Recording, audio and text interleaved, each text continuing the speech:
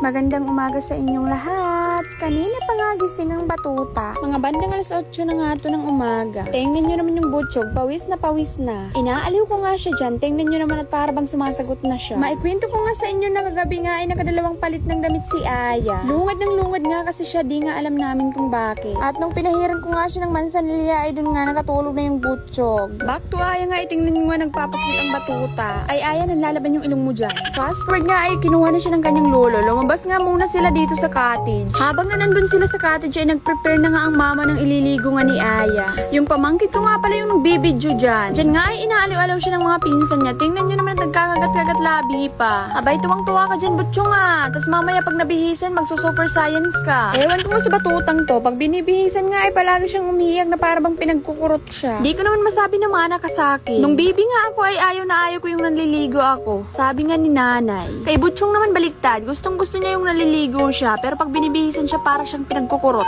Fast forward nga ay napaliguan ko na nga si Butcho. Eto nga pala yung for today's outfit niya. Sobrang bilis nga ng panahon. Itong mga damit mo ay pang 3 months pa nga to. At pinipilit pa nga rin ni Kasya sa'yo. Next time ka na nga lang ibibili ng damit pag nakapaldo na yung mama mo. Joke.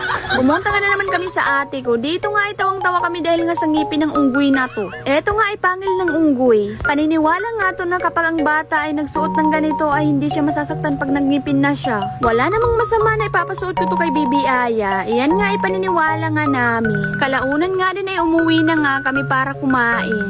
Nandito nga pala yung kapatid ko at yung isa kong pamangkin. Maganda nga yung panahon ngayon. Pinahawakan ko nga muna sa kapatid ko si Aya. Habang nga ang mama ay kumakain pa. Tapos na nga pala dyan kumain yung kapatid ko.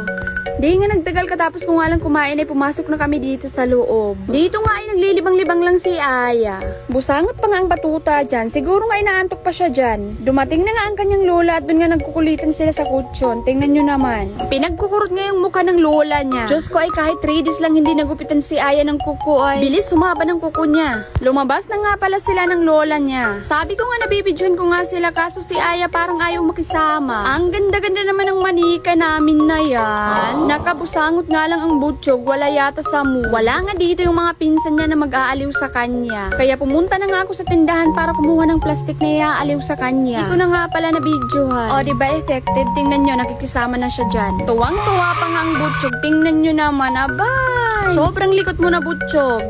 Fast forward nga ay mga alas 6 na nga to ng gabi. Tingnan nyo nga yung titig ng batuta sa kanyang lolo. Pinagtritripan nga siya dyan. Takang-taka nga siya kung saan ba nang gagaling yung tunog na naririnig niya. Tingnan nyo naman yung tingin niya. Ano ba lo? Ano ba yung pinagagawa mo? Na para bang ano ba na namang trip to lo? Ay nako, dito na nga nagtatapos yung video. Salamat sa panonood!